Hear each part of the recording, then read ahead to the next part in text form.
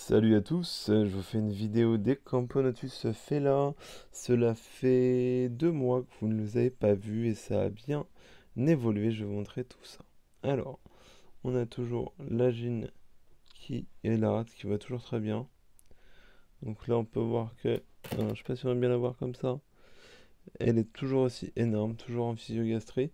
Et maintenant, donc les ouvrières, ça a bien évolué puisque vous allez pouvoir le voir. Je fais maintenant une quarantaine d'ouvrières, alors qu'il y a 2 mois, on était à une dizaine. Donc la population a fait x4, c'est plutôt pas mal. Voir si ça va continuer, je pense que oui, au vu des cocons surtout. J'ai une nouvelle petite grappe d'œufs, je sais pas si vous allez bien la voir là, ouais. Là, on va bien la voir, je pense. Et je vais avoir, je pense, prochainement des médias. Là, on a des ouvrières qui commencent déjà à être plutôt pas mal au niveau taille. Là, vous pouvez voir là, debout, voilà, qui descend là. Elle est déjà plus grosse que ses sœurs. Et elle est beaucoup plus noire au niveau coloration. C'est assez marrant d'ailleurs. C'est un petit média pour moi ça. Un premier, donc c'est pas très gros, hein, mais c'est un petit média. Un des premiers. Je suis assez content de l'évolution de cette colonie. Pas plus compliqué que ça. Par contre, il faut vraiment les chauffer, hein. Là, même là, je les ai pas assez chauffés, je pense. Ça aurait été même mieux que je les chauffe un peu plus. Voilà. Donc au niveau de l'installation, hein, toujours pareil, le petit nid polonais son qui a fait des espèces, hein, parce qu'il y a eu des Singstellus qui ont déjà été dedans. J'avais eu des Messors fut un temps qui n'ont pas été longtemps dans le nid parce que c'était trop grand. Et donc vous pouvez voir, donc là l'air de chasse est un peu sale. J'ai fait le choix de ne pas mettre de substrat, du moins il y en avait, et de le retirer. Et puis voilà quoi. Au moins, dès qu'il y a un peu de saleté, là vous voyez à peu près 15 jours, je vais tout nettoyer. Comme la colonie est pas grande, bah, je vais en profiter.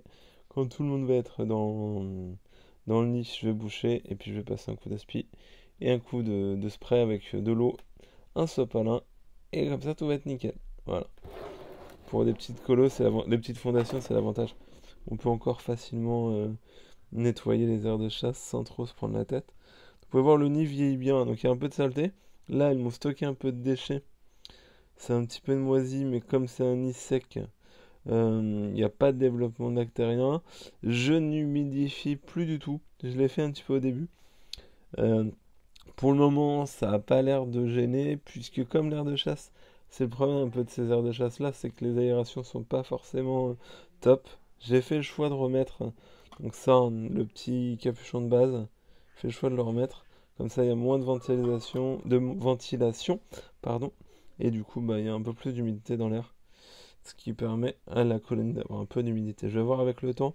Je pense qu'une fois vraiment bien développées, elles seront vraiment avec juste un abreuvoir et une grosse ventilation, ça suffira, comme pour pas mal d'espèces d'Afrique. Voilà. Donc, je voulais vous les montrer, j'en profite, qu'il y ait du monde, que ça s'est bien développé. Puis bah, pour cette espèce-là, je pense faire ça, des suivis tous les 2 mois, c'est bien. Comme ça fait une vraie évolution pour, euh, pour une colonie, quoi. Ça va vous permettre de les voir avec un pic d'évolution. Voilà, bah merci de m'avoir regardé. Excellente journée. Salut, salut.